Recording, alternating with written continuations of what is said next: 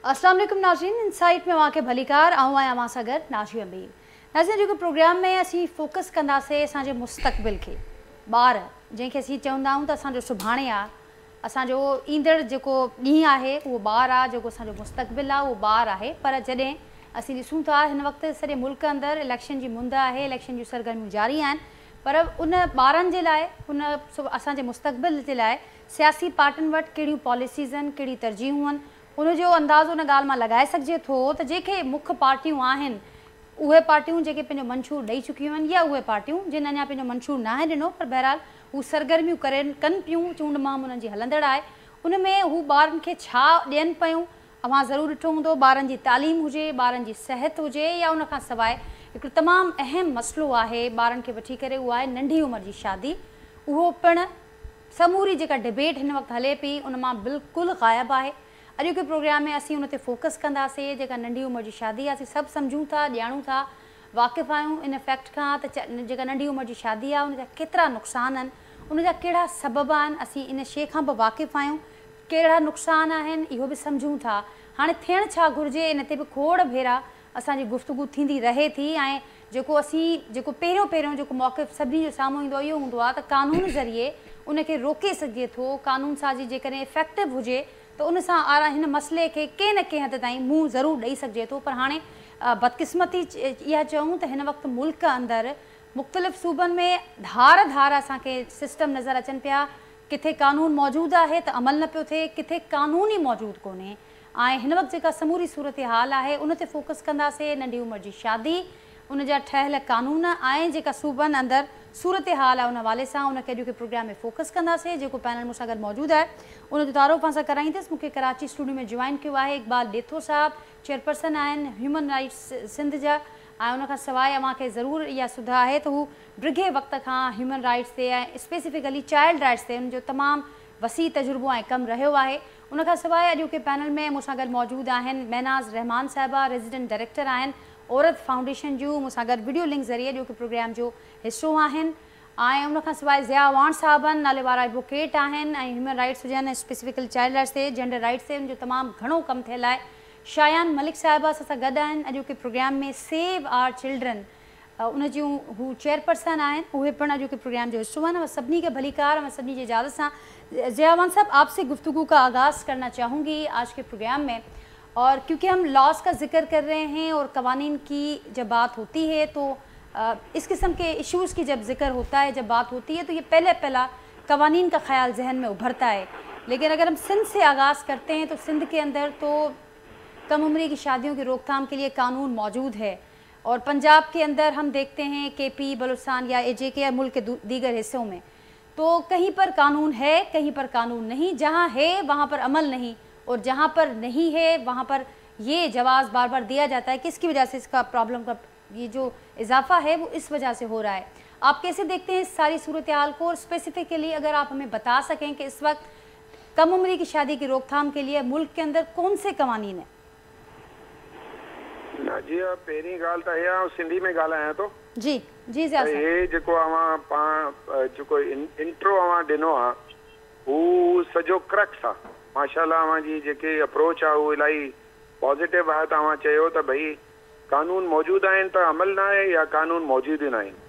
हाणे ॻाल्हि इहा आहे त हाणे हे जेको पॉलिटिकल माहौल आहे हिन में अवां ॾिसो त ॿार जेका आहिनि न हू प्रायोरिटी ते न आहिनि।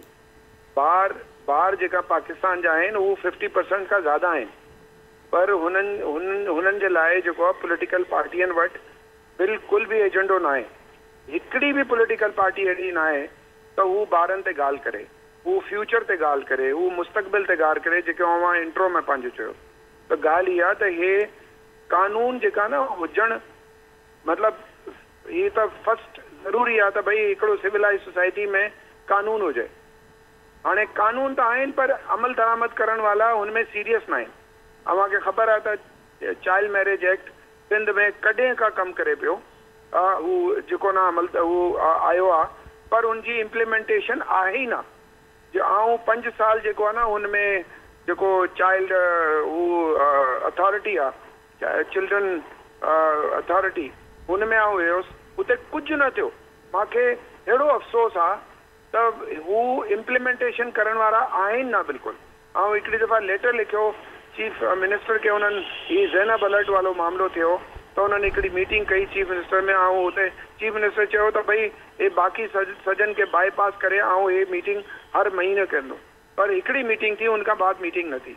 ऐं हिकिड़ो लेटर लिखियो ऐं चयो त भई हाणे हू मीटिंग घुरिजे, जेको ही पॉज़िटिव स्टेप हो, त हुनखां बाद हू मीटिंग कॾहिं बि न थी आहे। त हू ॻाल्हि इहा त पॉलिटिकल पार्टियुनि वटि ॿार जेका आहिनि न उहे इम्पोर्टेंट आहिनि न।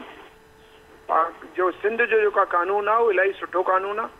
उन अगरि उनखे अमल दरामद जे लाइ मैकेनिज़म थियणु ज़रूरी आहे, उनजे लाइ इन्वेस्टमेंट करिणो पवंदो आहे। जेको नेशन बिल्डिंग आहे न, उहो बग़ैर इन्वेस्टमेंट खां, इन्वेस्टमेंट ख़ाली पैसनि जी न हूंदी आहे, हू माण्हुनि खे तयारु करण लाइ उनजी ट्रेनिंग हूंदी आहे, त पोइ उनखां बाद जेको आहे उहो जेको आहे न उहो उनजो रिज़ल्ट ईंदो आहे।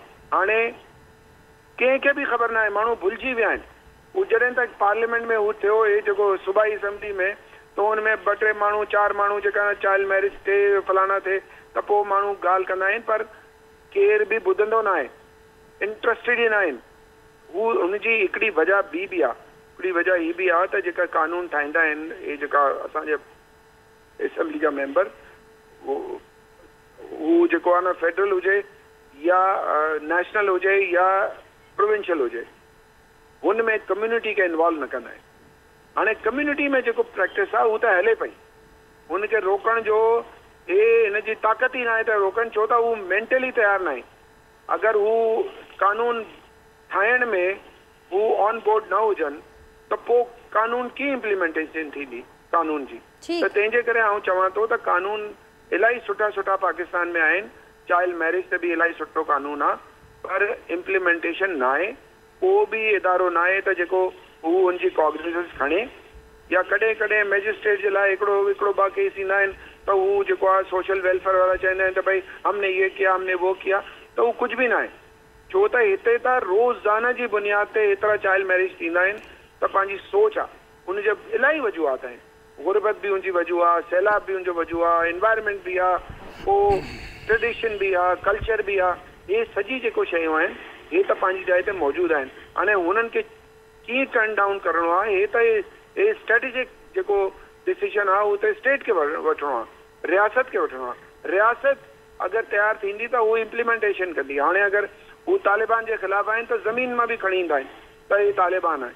हाणे हिन में जेको हुन ते इंट्रस्ट न आहे त को बि ॻाल्हि नथो करे। ज़िया साहब, अवां जी ॻाल्हि खे अॻियां वधाईंदसि ऐं बाक़ी पैनलिस्ट से बि वेंदसि, पर हिकिड़ो क्विक कॉमेंट अवां खां हिन ते ज़रूरु वठणु चाहींदसि। अवां रियासत जो ज़िक्र कयो, अवां हुकूमतुनि जो ज़िक्र कयो त कानून सभु ठाहिनि था, पर हाणे हिन खे केॾो वॾो अलमियो चयूं असीं त हिन वक़्त ताईं सालनि खां रहंदड़ इक़्तिदार में वेठल पार्टियूं हुजनि, रियासत हुजे, ही सभु जेके लाॻापियल इदारा हुजनि, हिन वक़्त ताईं मुल्क अंदरि को मुतफ़िक़ा कानून न जोड़े सघिया आहिनि हिन मामले जी रोकथाम लाइ।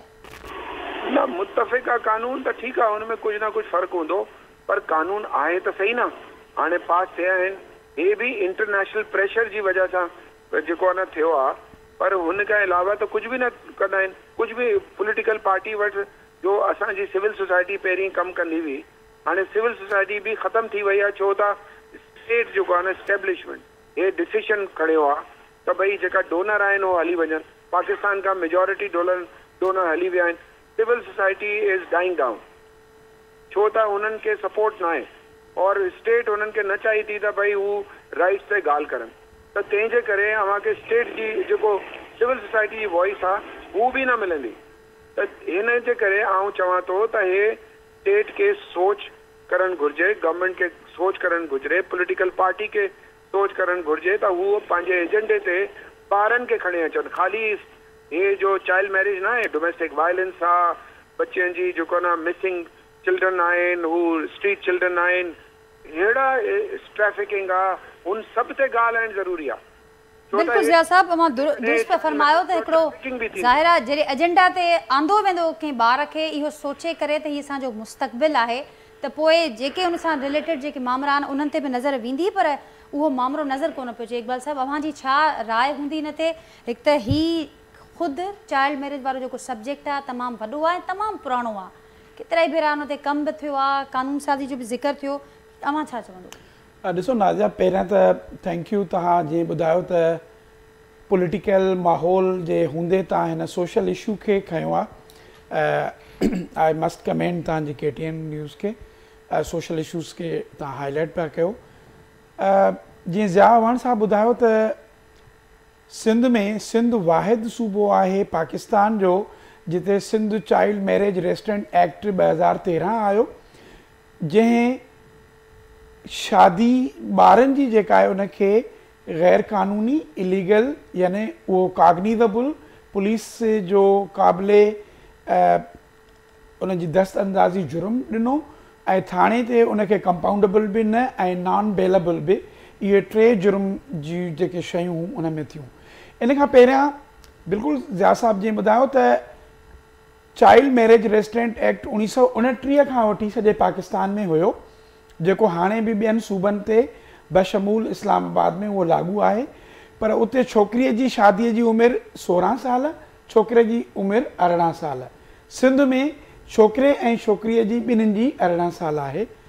नंबर 1। नंबर 2, उते दरख़्वास्त यूनियन काउंसिल जो सेक्रेटरी ॾेई सघे थो या म्यूनिसिपल अथॉरिटी जेका बि हूंदी, टाउन कमेटी या म्यूनिसिपल कमेटी या यूनियन काउंसिल, उहो नुमाइंदो ॾेई सघे थो। असांजो जेको सिंध जो कानून आहे उन में पुलिस खे बि कॉग्निजेंस आहे, उन में जेकॾहिं चाइल्ड वेलफेयर ऑफिसर आहे, सोशल चाइल्ड प्रोटेक्शन ऑफिसर आहे, उहो बि केतिरियूं तंज़ीमां जेके आहिनि उहे बि करे सघनि थियूं। ऐं कोई माण्हू जेकॾहिं अदलिया खे बि दरख़्वास्त ॾिए थो त जज खे बि पावर आहे प्रोहिबिटिव इंजेक्शन जो, इन जो सेक्शन 6 में बि 7 में बि। त Sindh child marriage restraint act 2013 खां वठी हिनमहिल ताईं जेको आयो आहे, हाणे उन में 2 शयूं आहिनि। लॉ पंहिंजी जाइ ते थींदो, वरी उनखे अमल करण जे लाइ उन जा रूल्स ठहंदा आहिनि। हाणे जॾहिं इहो कानून ठहियो त कुझु वक़्तु इहो वुमेन डेवलपमेंट डिपार्टमेंट जो सब्जेक्ट हुयो। 2020 में इहो सब्जेक्ट वुमेन डेवलपमेंट खां वठी करे सिंध चाइल्ड प्रोटेक्शन अथॉरिटी खे ॾिनो वियो। हाणे Sindh child protection authority, Sindh human rights commission, social welfare department, असां ऐं लॉ डिपार्टमेंट गॾिजी करे इन जा नवां रूल्स ऑफ इम्प्लीमेंटेशन ठाहियूं पिया त चाइल्ड प्रोटेक्शन ऑफिसर जेकॾहिं का रिपोर्ट बि थिए थी नंढी चाइल्ड मैरिज जी, कम्यूनिटीज़ कनि थियूं, मुआशिरो करे थो, पुलिस खे कीअं ॿुधाईंदो, पुलिस कीअं उन ते एक्शन खणंदी, त उन जा रूल्स आहिनि। सिंध चाइल्ड प्रोटेक्शन अथॉरिटी जा जेके रूल्स आहिनि उहे, त हिकिड़ी असांजी जेका कमज़ोरी आहे, जेका मां जॾहिं खां चार्ज वरिती आहे, त कोशिशि आहे त असां rules of implementation Sindh child protection authority जा बि ऐं चाइल्ड मैरिज जा बि ठाहियूं। ॿी ॻाल्हि जेका ज़िया साहब ॻाल्हि ॿुधाई त असां वटि हिकिड़ो ॿियो अलमियो इहो आहे त हिननि इशूज़ खे पॉलिटिकल कमिटमेंट बि घटि आहे, पॉलिटिकल प्रायोरिटी बि घटि आहे। तव्हां ॾिसंदव त जॾहिं खां जीअं चाइल्ड प्रोटेक्शन अथॉरिटी 2013 खां वठी ठही, 2-3 साल उनजी फंक्शनल कोन हुई, हाणे जेकॾहिं ठही बि आहे त उनजी चेयरपर्सन तव्हां कयो आहे मिनिस्टर खे या एडवाइज़र टू सोशल वेलफेयर। जॾहिं लॉ में क्लियर लिखियलु आहे त CM साहिबु उन 4 सिविल सोसाइटी जे मेंबरनि मां कोई बि चेयरपर्सन करे सघे थो। त हाणे इहा असांजी कोशिशि हूंदी त इन ॻाल्हि खे तव्हांजे थ्रू, ॿियनि जे थ्रू इन ॻाल्हि खे वधीक एडवोकेसी कयूं नई इलेक्टेड असेंबली सां, त घटि में घटि सिंध चाइल्ड प्रोटेक्शन अथॉरिटी जो बि चेयरपर्सन इंडिपेंडेंट खणो, जेको सोशल वेलफेयर जो मिनिस्टर न हुजे, एडवाइज़र न हुजे, जेको हिन सॼे इदारे खे हर ज़िले में चाइल्ड प्रोटेक्शन ऑफिसर हुजे, चाइल्ड प्रोटेक्शन यूनिट हुजे, केस वर्कर्स हुजनि। केतिरा ई फातिमा फरीरो केस थियनि था, केतिरा ई असां वटि अहिड़ा केस थियनि था जंहिंमें वालदेन खे ख़बर कोन्हे, निकाह रजिस्ट्रार खे ख़बर कोन्हे, उन जी निकाह पढ़ण बेलीअ उन्हनि जी उमिरि केतिरी हुजणु घुरिजे। सो मुंहिंजी इहो ख़्यालु आहे त अॻिते हली करे असांखे लोकल गवर्नमेंट जी यूनियन काउंसिल जो सेक्रेटरी जेको लाइसेंस ॾिए थो निकाह रजिस्ट्रार खे, उनखे ख़बर हुजणु घुरिजे, जेको पुलिस स्टेशन वारो आहे उनखे ख़बर हुजणु घुरिजे त बर्थ सर्टिफिकेट छा थींदो आहे, मैरिज सर्टिफिकेट छा थींदो आहे, त उन में उन्हनि जी एज खे ॾिठो वञे। ऐं प्लस कम्यूनिटी सोसाइटी ही अहिड़ी प्रैक्टिस आहे, कानून हिकिड़ो अहिड़ो अमल आहे जंहिंसां तव्हां अकाउंटेबल करे सघो था, तव्हां उन ते अमल घुर करे सघो था। सॼी दुनिया में इहे अहिड़ियूं रस्मूं रीतूं रवाजूं हुयूं। चाइना में तव्हां ॾिसंदा हुयो त ॿारनि जा पेर ॿधंदा हुआ, पर उहे वक़्त सां गॾु घटिजी वियूं। देवदासीअ जो कॉन्सेप्ट हुयो, अफ्रीका में नियाणियुनि जो तुहर जो कॉन्सेप्ट हुयो, त असां वटि चाहे कारोकारी हुजे, नंढी उमिरि जी शादी हुजे, ज़बरदस्ती जी शादी हुजे, संग चटी हुजे, ॾे वठि हुजे, पेट लिखाणी हुजे, त कुझु शयूं एजुकेशन इन्हनि जी की आहे ऐं इन जा सबबनि ते जॾहिं ईंदासीं त उन जा जेके नुक़सान कहिड़ा आहिनि। गुरबत माण्हू चवंदा आहिनि, पर मां चवंदो आहियां गुरबत न आहे, मज़हब न आहे, कल्चर न आहे, घणो असांजो आहे माइंड सेट, रवैयो। तव्हां इहो ॾिसंदव त इहो रवैयो जेकॾहिं असांजो आहे त नियाणी पंहिंजी जेकॾहिं असांजी उहा मैट्रिक पढ़े, असांजी इंटरमीडिएट पढ़े ऐं उहा पंहिंजी राय खे ॾेई सघे। पंहिंजे शादी हिकिड़ो कॉन्ट्रैक्ट आहे। हाणे तव्हां ॾिसो निकाह नामो जेसिताईं उनखे पढ़ी नथी सघे, उन जे सॼा कालम जेके आहिनि उन जे तलाक ॾियण जे हक़ खे बि कटियो वञे थो, उन जी विरासत जेके बि कटियो वञे थो।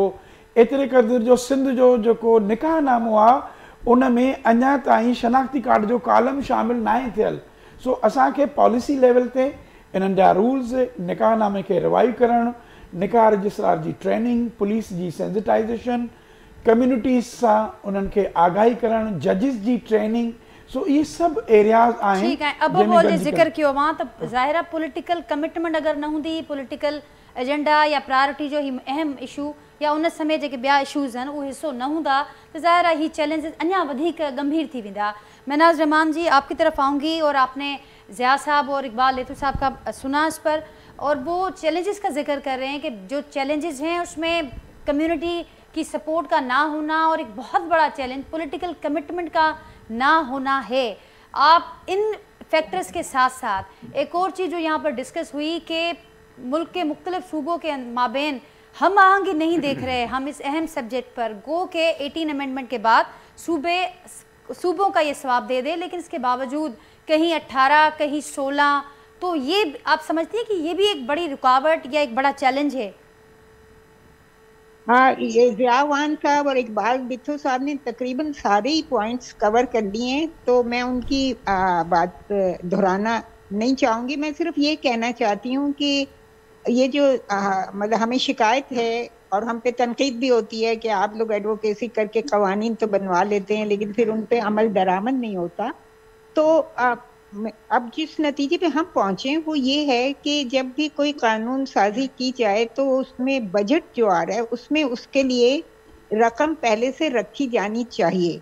और क्योंकि अमल दरामद इसलिए नहीं होता कि गवर्नमेंट जो है वो पैसा नहीं खर्च करना चाहती, जैसे कुछ अपॉइंटमेंट्स करने हैं, कुछ तकर्रियाँ करनी है, कुछ उसके अंदर अदारे बनाने कानून के तहत, तो जाहिर है कि वो गवर्नमेंट एक पैसा भी उस पर खर्च करने पे तैयार नहीं होती क्योंकि पहले से वो बजट में आया नहीं होता।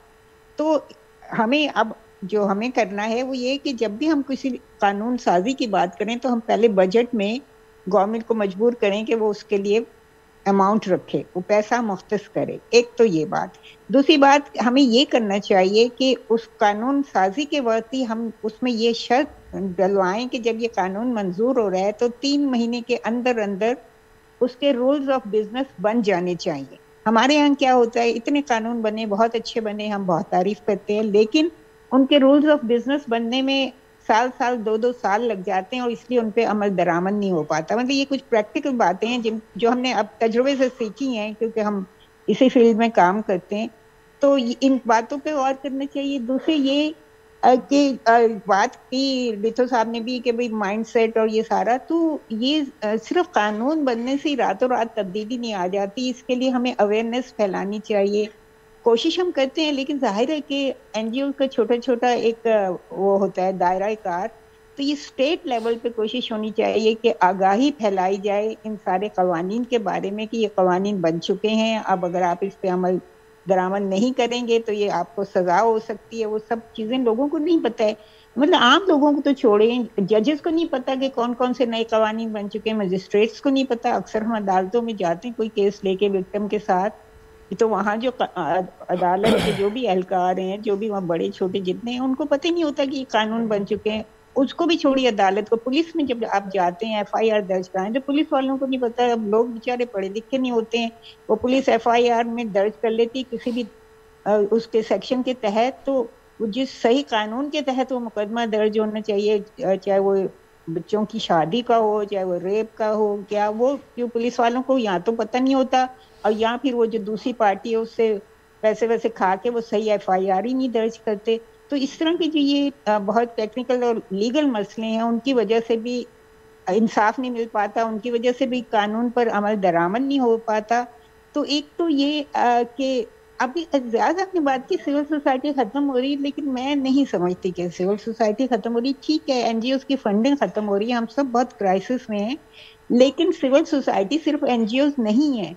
मतलब जो हमारी जो पॉलिटिकल पार्टीज हैं जो इक़्तिदार में नहीं होती, मैं तो उनको भी सिविल सोसाइटी ही मानूंगी, और वो सारे लोग जो माशरे में तब्दीली लाना चाहते हैं वो सब सिविल सोसाइटी हैं, उन सबको मिलके ये माशरे से ये सारी नाइंसाफियां और इन जुल्म सितम को ख़त्म कराना चाहिए। तो मैं अब मज़ीद कुछ नहीं कहूँगी, क्योंकि इन्होंने बहुत अच्छी बातें की हैं, ज़ियावान ने भी और इकबाल बिट्टो ने भी, तो मैं यहीं अपनी बात ख़त्म करती हूँ। ठीक, आप ही की बात को आगे बढ़ाऊंगी। शायन मलिक साहब, मेरी आवाज़ आप तक पहुँच रही है?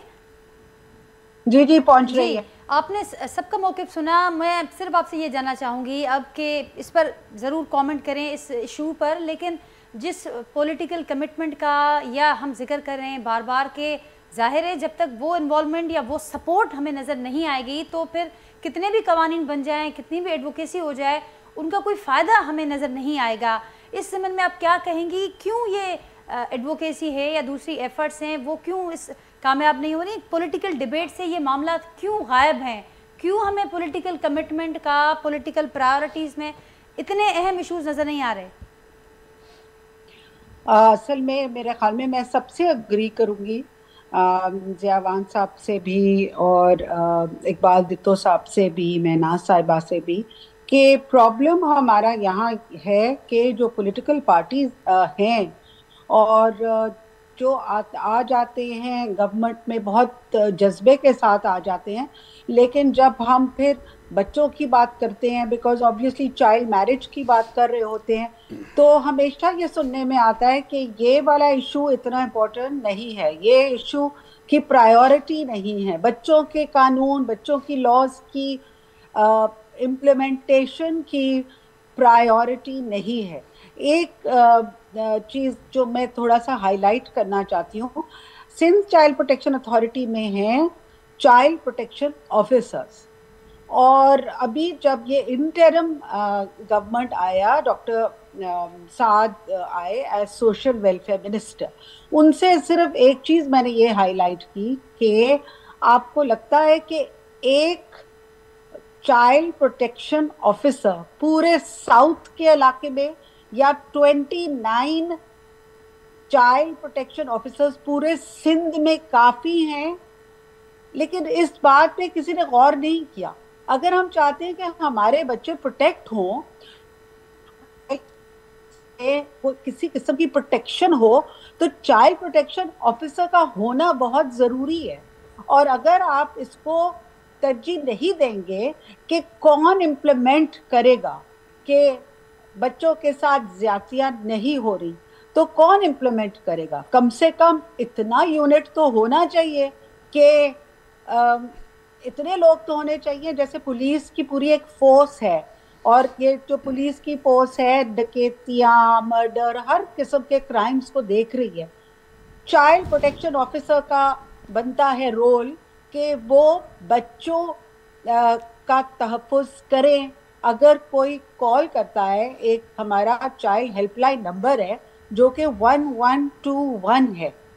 अब जब चाइल्ड डे हुआ, वर्ल्ड चाइल्ड डे, तो पूरी गवर्नमेंट चल रही थी रोड पे 1121 की टोपियाँ, टी शर्ट्स पहन के।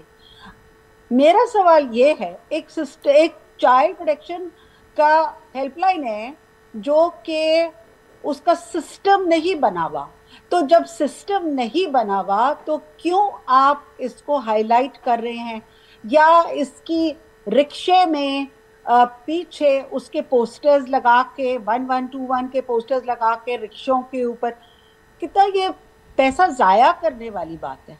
बिकॉज सिस्टम को स्ट्रॉन्ग करे ना, और जितने ये यूनाइटेड नेशंस के मैं कहूँ कि ये डेवलपमेंट सेक्टर्स आते हैं, और अगर वो कोई पैसा देना भी चाहता है कि चलो जी आपका सिस्टम कर लें, तो क्या कर रहे होते हैं हमारे लोग? बड़े बड़े होटल्स के अंदर बड़े बड़े दावतें कर रहे होते हैं, सेमिनार हो गया और डिनर भी हो गए, लंचेस भी हो गई, और बस जी सेमिनार हो गया, हमने बहुत ज़्यादा काम कर लिया। तो ये मैं इसके ऊपर इशू मुझे लगता है कि गवर्नमेंट को बहुत विजिलेंट होना चाहिए। ठीक ठीक आपने दुरुस्त फरमाया कि बाइंडिंग की हद तक अगर इंटरनेशनल कोई बाइंडिंग है या वैसे कोई लीगल बाइंडिंग है तो मामला नज़र आते हैं, लेकिन हम कब उसमें इन्वॉल्व होंगे और वाकई से हम चाहेंगे कि ये मामला ख़त्म हो? ज़ियावान साहब, आपको मेरी आवाज़ आ रही है? जी, इसमें एक चीज़ मैं हाईलाइट करना चाहती हूँ कि जब हम कहते हैं हमारे पास पैसे नहीं हैं कुछ करने के लिए, तो कम से कम सिंध चाइल्ड प्रोटेक्शन अथॉरिटी की ट्रांसपेरेंसी होनी चाहिए। एक ट्रांसपेरेंसी बजट का होना चाहिए कि कहाँ पे पैसा लग रहा है, कौन से बच्चे प्रोटेक्ट हो रहे हैं और कौन से बच्चे रेस्क्यू हो रहे हैं। ये बहुत ज़रूरी है। ठीक, ट्रांसपेरेंसी एंड पॉलिटिकल अकाउंटेबिलिटी, आपने कहा जो इदारे जुड़े हुए हैं उनकी भी अकाउंटेबिलिटी बहुत ज़रूरी है ताकि मामला ट्रांसपेरेंट नज़र आए। ज़िया साहब, मेरी आवाज़ आप तक पहुँच रही है? नाज़रीन, कोशिश क्यों था ज़िया साहब से राब्तो ॿीहर करण जी, जो राब्तो मुनक़िद थी पियो। इकबाल साहब, अवां ही समूरा मामला ॿुधा, हाणे थी छा सघे थो? असीं सभु कॉज़िस ते ॻाल्हायूं था, चैलेंजिस जो ज़िक्र थिए थो, पर हाणे अव्हांखे का शइ नज़र अचे पई त हाणे वाकई इन्हनि चैलेंजिस जो जी किथे न किथे का रियलाइज़ेशन आहे? ॾिसो नाज़िया, हाणे काफ़ी शयूं एॾी मायूसी बि न आहे, वे फॉरवर्ड बि आहे। हाणे वे फॉरवर्ड इहो आहे, जीअं शायान मैडम ने कहा, इन में कोई शक कोन्हे त हिकिड़े ज़िले में चाइल्ड प्रोटेक्शन ऑफिसर जो हुजणु नाकाफ़ी आहे, ऐं उहे बि इलाही सिंध जा ज़िला आहिनि जिते हिकु ऑफिसर बि कोन्हे। हाणे कल्ह मां जेकॾहिं सिजावल ज़िलो आहे, सिजावल ज़िले जो पुछा कयो त चाइल्ड प्रोटेक्शन ऑफिसर केरु आहे, चवनि त उहा ठठे जे हिकिड़ी लेडी ऑफिसर आहे, उनखे चार्ज आहे। ठीकु आहे, अहिड़े तरीक़े सां कुझु ॿिया बि ज़िला आहिनि सिंध जा, उन्हनि जी बि ॿियनि ज़िलनि में चार्ज आहे। त इन में कोई शक कोन्हे त तालुके लेवल ते चाइल्ड प्रोटेक्शन ऑफिसर हुजणु घुरिजे, ज़िले लेवल ते उनजी चाइल्ड प्रोटेक्शन यूनिट हुजणु घुरिजे, उन जा वसाइल हुजणु घुरिजनि। जीअं महनाज़ रहमान चयो त उन्हनि जी कास्टिंग हुजणु घुरिजे, बजटिंग हुजणु घुरिजे, बजटिंग ऑफ लॉज हुजणु घुरिजे।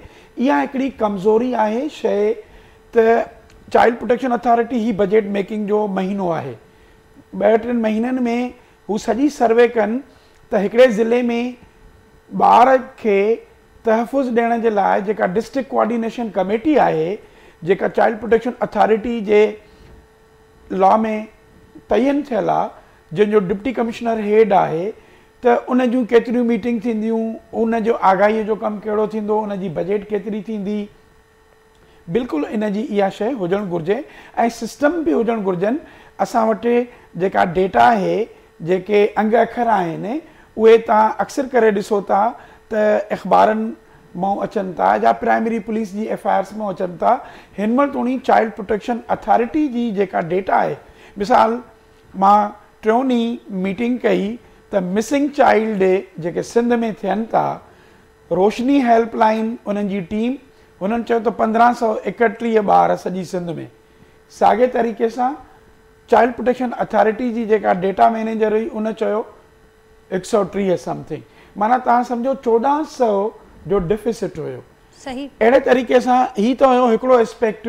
मिसिंग चाइल्ड आहे, ॿारनि सां जिनसी ॾाढाई थी थिए, शादी जा नंढीअ जा उमिरि जा आहिनि, त असां वटि सिस्टम हुजे, हेल्पलाइन जेका 1121 आहे उहा सेंट्रलाइज़ हुजे, उन्हनि खे 15 सां कीअं लिंक हुजे, इंटीग्रेटेड हुजे। इन में को शक कोन्हे त हेल्पलाइनूं इंटीग्रेटेड हुजनि, सिस्टम्स हुजणु घुरिजनि। पर सिंध सिर्फ़ु इहो मां चवां त बैनुल अक़वामी कानूननि जे करे या दबाव जे करे न आहे। जेकॾहिं तारीख़ में तव्हां वेंदव, सिंध उहो सूबो आहे जिते बॉम्बे चिल्ड्रेन एक्ट हुयो 1924 जो। जॾहिं तव्हांजो जनीवा डिक्लेरेशन 1925 में थो ठहे, त ही उहो सूबो हुयो त बॉम्बे चिल्ड्रेन एक्ट जंहिंमें सर्टिफाइड स्कूल हुया, जंहिंमें यतीम खाननि जी ॻाल्हि हुई। साॻियो ई सिंध चिल्ड्रेन एक्ट 1955 जो आयो, ऐं ज़िया अवान साहब उन ते पिटीशन कई हुई 1980 वारे ॾहाके में, त उन में रिमांड होम आहे, उन में यूथफुल ऑफेंडर इंडस्ट्रियल स्कूल आहे, उन में ॿारनि खे सर्टिफाइड स्कूल्स आहिनि। ऐं हाणे लास्ट वीक मूं सोशल वेलफेयर जो जेको सेक्रेटरी आयो आहे जमाल अबड़ो साहब, उन काफ़ी सुठी शयूं इहे कनि पिया। सॼे लाड़काणे में दारुल इत्फ़ाल कोन हुयो। तव्हां ॾिसंदा हूंदव त ॿार अहिड़ा जेके यतीम हुजनि या आर्फन हुजनि या एबडेंट हुजनि, उहो अनवर खोखर जे शेल्टर होम में हुया। सो हाणे हू लाड़काणे में बि हिकिड़ो ठाहिनि पिया, ॿियूं बि शयूं। बिल्कुलु इक़बाल साहब, ऐं दुरुस्त पिया फरमायो ऐं सिंध असांखे सरे फ़हरिस्त नज़र आयो आहे बिल्कुलु कानून साज़ीअ में, पर कानून जे अमल दरामद कराइण में ऐं जिन इदारनि जो बि ज़िक्र कयो, उहे इदारा त नज़र अचनि पिया ग्राउंड ते, पर उन इदारनि जी जेका मौसर कारकर्दगी चइजे उन में सिंध कॾहिं सर फ़हरिस्त थींदो, इन ते ज़रूरु वीचारियो वेंदो रहियो आहे। ज़िया अवान साहब, आपसे मेरा राब्ता बहाल हुआ है, शायद मेरी आवाज़ आप तक पहुँच रही है? ज़िया अवान साहब, मेरी आवाज़ आप तक पहुँच रही है, मुझे सुन रहे हैं आप? ये पहुँच रही है। ज़िया साहब, यहाँ पर जिक्र कर रहे थे इकबाल साहब कि कवानीन का भी जिक्र हुआ, दरपेश चैलेंजेस का भी जिक्र हुआ। आपसे सिर्फ मैं ये जानना चाहूँगी कि मौसर कवानीन जो मौजूद हैं या जो पहले वाले दूसरे सूबों में काम जिन पर हो रहा है, अब जो मौजूद कवानीन हैं, इनके मौसर नफाज के लिए क्या इक़दाम लिए जाने चाहिए इस वक्त, और फिर सूबों के माबेन कोई मुश्तरका कोशिश इस सिलसिले में आपको नज़र आती है, या कैसे सूबों के माबेन इस सिलसिले में हम आहंगी को कैसे बढ़ाया जा सकता है लीगली? देखें, ॻाल्हि इहा त आऊं सिंधी में ॻाल्हायां तो मूंखे उर्दू में जेको आहे न क्वेश्चन करो पिया। जी ठीक ॻाल्हि आहे, सही आहे। जी जी ज़िया साहब, मुंहुं इन करे रखियो त जीअं बाक़ी पैनलिस्ट ताईं बि ईज़ी हुन जी अंडरस्टैंडिंग थी वञे। ठीक आहे। पर ॻाल्हि इहा त हे हिकिड़े सूबे जी ॻाल्हि न आहे, कंट्री जी बि ॻाल्हि न आहे, ही पॉलिटिकल विल जी ॻाल्हि आहे। पॉलिटिकल विल हिते आहे ई न। जेका इदारा आहिनि सोशल वेलफेयर जी, जेको मिनिस्ट्री आहे या चाइल्ड प्रोटेक्शन अथॉरिटी आहे या विमेन जो जेको उहो आहे, हेल्थ जो एजुकेशन, हे सभु जेको आहे न, हे गॾिजी जेको आहे उहो अगरि स्ट्रेटजी ठाहींदा और पोइ लॉ के इम्प्लीमेंटेशन जे लाइ जेके ही कम्युनिटी के अगरि एतमाद में न वठंदा त हे इम्प्लीमेंटेशन न थींदी। और उनमें हे न आहे त ख़ाली कम्युनिटी, हे मुला आहिनि, मुला खे बि जेको आहे न उहो इन्वॉल्व करणु ज़रूरी आहे। हे जेको बाक़ी टीचर्स आहिनि, हे जेको पुलिस वारा आहिनि, हे सभु खे जेको आहे न हुननि जी ट्रेनिंग, उन ते इन्वेस्टमेंट जी ज़रूरत आहे। बग़ैर हुनजे अवां की कामयाबी कॾहिं बि न थींदी आहे। जेका लॉ पूरी दुनिया में अहिड़ा मुल्क आहिनि जिन्हनि वटि अहिड़ा सुठा सुठा लॉज आहिनि, पर इम्प्लीमेंटेशन ज़ीरो आहे। पाकिस्तान बि उन्ही मुल्कनि में शामिल आहे। त उहे जेका लॉ ठाहिनि पिया, माण्हू क्रेडिट वठंदा आहिनि, सूबाई असम्बली जा मेंबर, वज़ीर जेका आहिनि, सभु चवंदा आहिनि असांजे सूबे में हे आहे, असांजे सूबे में हे आहे, पर इम्प्लीमेंटेशन छा आहे? ज़ीरो। उन ते इन्वेस्टमेंट छा आहे? ज़ीरो। ट्रेनिंग छा आहे? ज़ीरो। ह्यूमन रिसोर्स आहे? ज़ीरो। त हे अहिड़ी ॻाल्हि न थींदी। कॾहिं जेको न ज़ैनब केस थींदो आहे त पोइ हे अलर्ट थींदा आहिनि, अदरवाइज़ हे अलर्ट न थींदा आहिनि। पोइ जॾहिं ज़ैनब अलर्ट बि हींअर थींदो आहे त माण्हू जेको आहे पाण ॿाहिरि निकिरंदा आहिनि, हंगामा कंदा आहिनि, एहतजाज कंदा आहिनि, पोइ हिननि खे सम्झ ईंदी आहे। पॉलिटिकल पार्टीज़ जेका न हुननि जे एजेंडे ते ॿार आहिनि न, ॿार जा राइट, विमेन जा राइट, किसाननि जा राइट या मज़दूरनि जो राइट, हू न आहिनि हिननि जे हुन ते। ख़ाली इलेक्शन जो जेको आहे न उहो आहे त भई कीअं खटूं। पर आउं हिकिड़ी पार्टी खे नथो चवां, सॼी पार्टियुनि खे चवां पियो त हुननि जे एजेंडे ते हे आहे ई न। त तंहिंजे करे आउं चवां पियो त हे जेको नाजिया जी आवाज़ आहे हू इलाही सुठी आवाज़ आहे, और अवां हिन ते कम बि करो पिया त माशाल्लाह हे रेगुलर कंदो त असां गॾिजी आहियूं। इंशाल्लाह कुझु न कुझु ज़रूरु तब्दीली ईंदी। असां उनमें कोशिशि कयूं त पोइ इंशाल्लाह कुझु न कुझु ज़रूरु थींदो। ठीकु है ज़िया साहब, तमामु अहम ॻाल्हि त ज़ाहिर आहे गॾिजी करे सभिनी खे पंहिंजे हिस्से जो कमु करणो पवंदो ऐं पंहिंजे हिस्से जो कॉन्ट्रीब्यूशन ॾियणो पवंदो। मैना साहब आप एग्री करेंगी कि जो ज़िया साहब कह रहे हैं कि वे फॉरवर्ड तो यही है, क्योंकि हम इलेक्शन के टाइम पर ज़रूर देखेंगे, लेकिन इस बार मैंने जैसे अपने इब्तदाइये में जिक्र किया कि इस बार तो इलेक्शन के मंशूर पर भी मेरी नज़र पड़ी, तो वहाँ पर भी स्पेसिफिकली इन इशूज़ को लेकर कोई बात नज़र नहीं आई। तो पॉलिटिकल विल का भी जिक्र हो रहा है और ये भी हो रहा है कि सबको अपने अपने हिस्से का काम करना होगा, मिलकर ही मसले का कोई हल निकल सकता है। मैना साहबा,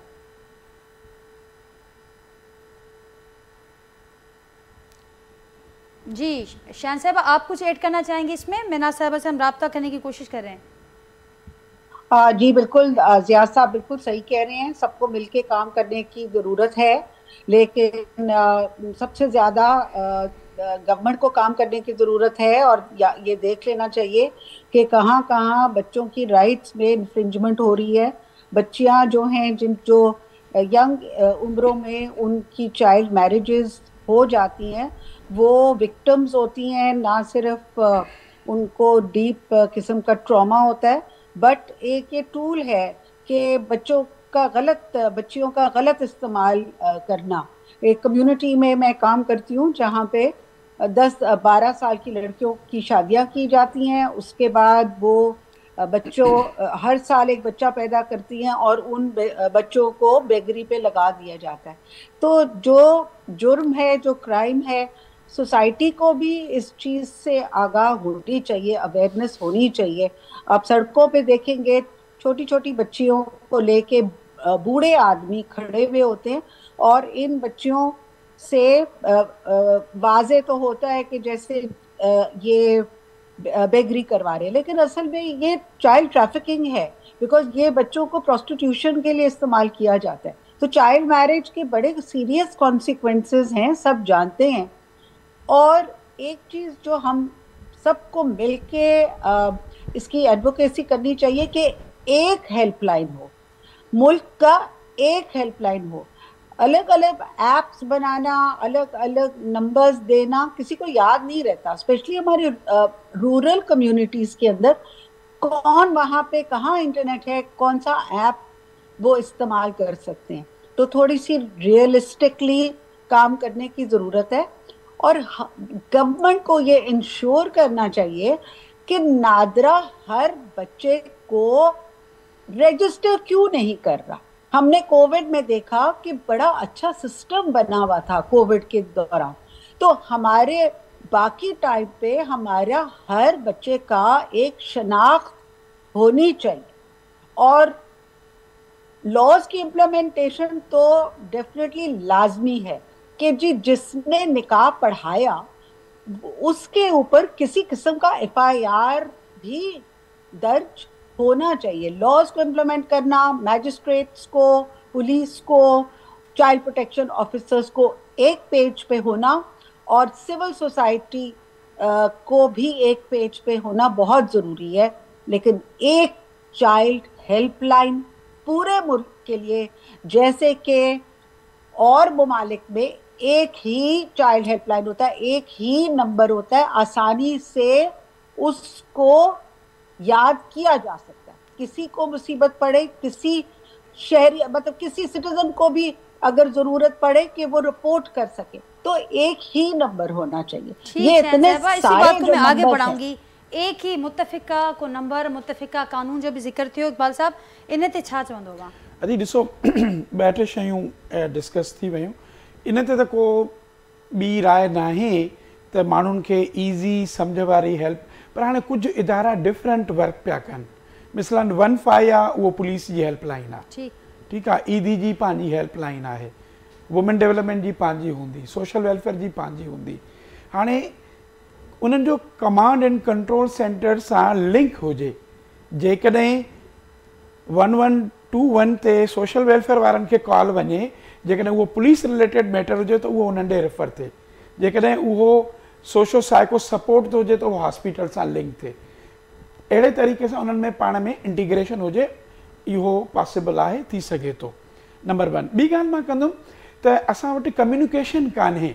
हाणे मिसाल जीअं असां सभिनी खे गॾिजी कमु करणु घुरिजे। मिसाल मां तव्हांखे ॿुधायां त गुज़िरियल 4 महीननि में सिंध में 90 सिविल जज जुडिशल मैजिस्ट्रेट अपॉइंट थिया। सिंध जुडिशल अकेडमी में, सिंध जुडिशल अकेडमी ऐं Sindh human rights commission 1 week course रखियो, जंहिंमें pro women, pro children, human rights जे लॉस ते असीं उन्हनि खे ट्रेनिंग्स कईसीं। साॻे तरीक़े सां नेक्स्ट वीक असां सिंध में जेके भी प्रोबेशनल लॉ इंस्ट्रक्टर्स, लॉ जा इंस्पेक्टर्स आया आहिनि, 115 खनि, DIG ट्रेनिंग फैज़ला कोरेजो साहब, एडिशनल IG कराची खादिम रिंद साहब, सॼो वीक असां मथियों उन्हनि PDSP जेके थींदा, लॉ इंस्पेक्टर थींदा, उन्हनि खे स्ट्रीट चिल्ड्रन जे लॉस ते, चाइल्ड मैरिज जे लॉ ते, जेके बि क्रिमिनल लॉ अमेंडमेंट आयूं आहिनि चाइल्ड सेक्सुअल अब्यूज़ ते, पीका जे लॉस ते, बॉन्डेड लेबर ते, ह्यूमन ट्रैफिकिंग ते, सो असीं उन्हनि खे ट्रेनिंग करायूं पिया। हाणे इहो त हिकिड़ो वन एपिसोड आहे। वी आर ट्राइंग कि इहो उन्हनि जे करिकुलम में ऐं उन्हनि जे सिलेबस जो हिसो थिए। सो पुलिस जी ट्रेनिंग हुजे, जुडिशरी जी ट्रेनिंग हुजे, प्रोसिक्यूशन जी ट्रेनिंग हुजे, निकाह रजिस्ट्रार जे लाइ असां हिकिड़ो ट्रेनिंग मॉड्यूल पिया ठाहियूं। त इकबाल साहब ईअं चइजे त रुगो हिकु पेज ते आणणु काफ़ी न आहे, हिकु पेज ते आणण सां गॾु इंटीग्रेशन कोलैबोरेटिवली कमु कयूं पिया। जीअं हाणे औरत फाउंडेशन जी महनाज रहमान आहे, इन्हनि सां गॾिजी करे जेके रूल्स ऑफ इम्प्लीमेंटेशन हुया असीं उहे उन्हनि खे ॿीहर रीफॉर्मुलेट पिया कयूं। त औरत फाउंडेशन, लीगल एड सोसाइटी, ॿियूं तंज़ीमां उन्हनि सां गॾिजी करे, यूनिसेफ सां गॾिजी करे चाइल्ड प्रोटेक्शन अथॉरिटी जा रूल्स ठाहियूं पिया, चाइल्ड मैरिज रेसिडेंट एक्ट जा रूल्स ठाहियूं पिया। सूबनि सां छा पिया कयो फाइनल? हाणे सूबनि जो जेको बिल्कुलु तमामु अहम रोल आहे उहो आहे, जीअं त national commission on the rights of child आहे, फेडरल कमीशन आहे, उन्हनि जो इहो इंटर कोऑर्डिनेशन जो रोल आहे। ऐं मां इहो लिखियो आहे, ऐं जीअं त ह्यूमन राइट्स में मां बिलीव थो कयां त child rights are human rights, असांजो बि कमु आहे, असां बि इन्हनि खे मूव कंदासीं। पर आर्टिकल आइन जो 144 सबसेक्शन 1 चवे थो त हिकु सूबो रेज़ोल्यूशन पास करे अगरि पार्लियामेंट खे चवे त उहो मिनिमम स्टैंडर्ड सेट कनि, त फेडरल पार्लियामेंट खे अरिड़हीं तरमीम में रुकावट न थींदी, छो त आइन जो आर्टिकल 144 उन्हनि खे एम्पावर करे थो त अहिड़नि मैटर्स ते मिनिमम स्टैंडर्ड्स तय कयूं। त घोटकीअ जी छोकिरी उबावड़े में वञी करे निकाह करे थी, उते ॿियो लीगल फ्रेमवर्क, हिते ॿियो आहे। त इंटर कोऑर्डिनेशन, इंटर डिपार्टमेंटल जा काउंसिल ऑफ कॉमन इंटरेस्ट आहे, इंटर प्रोविंशियल कोऑर्डिनेशन जेका मिनिस्ट्री आहे, इन्हनि जे मैकेनिज़म्स खे हाणे इहो कमु आहे पार्लियामेंट जो। पार्लियामेंट जो कमु सिर्फ़ु लॉज पास करणु आहे, पार्लियामेंट जो कमु बजट पास करणु आहे, उन्हनि जो कमु अकाउंटेबिलिटी आहे, उन्हनि जो कमु इन्हनि डिपार्टमेंट्स खे कोऑर्डिनेशन करणु आहे त जीअं इन्हनि लॉज ते पॉलिसीज़ ते अमल थी सघे। Thank you so much Iqbal लिथो साहब। नाज़रीन मूंसां गॾु महनाज रहमान साहिबा, ज़िया वाण साहब ऐं शायन मलिक साहिबा बि गॾु हुन। सभिनी जे मौक़े खां ॿुधो ऐं जेका गुफ़्तगू जो क्रक्स असीं चऊं त हिकिड़े पेज ते सभिनी स्टेक होल्डर्स खे आणो पवंदो ऐं ज़ाहिर आहे हुन में स्टेट ऐं गवर्नमेंट जो रोल इंतिहाई अहम ऐं मरकज़ी किरदारु उन्हनि जो ई आहे। ऐं हिकिड़े पेज ते आणण खां पोइ उन्हनि जे विच में कोऑर्डिनेशन हुजे, इंटीग्रेशन हुजे, कम्युनिकेशन हुजे, उनखे पिणु इंश्योर करिणो पवंदो, तॾहिं ई असां गॾिजी करे फाइट करे सघूं था ऐं इनखे ख़तमु करण जो जेको रस्तो आहे ही जेको अहम इशू आहे, नंढी उमिरि जी शादी आहे, उन सां गॾोगॾु जेके ॿिया इंतिहाई अहम इशूज़ आहिनि उन्हनि सभिनी सां असां मुक़ाबिलो करे सघूं था। नाज़रीन गुफ़्तगू जे हवाले सां पंहिंजे फीडबैक खां असांखे ज़रूरु आगाह कजो। अॼोके प्रोग्राम मां एतिरो ई, पर सुभाणे मां सां मुलाक़ात थींदी। तेसिताईं ॾींदा इजाज़त। अल्लाह हाफ़िज़।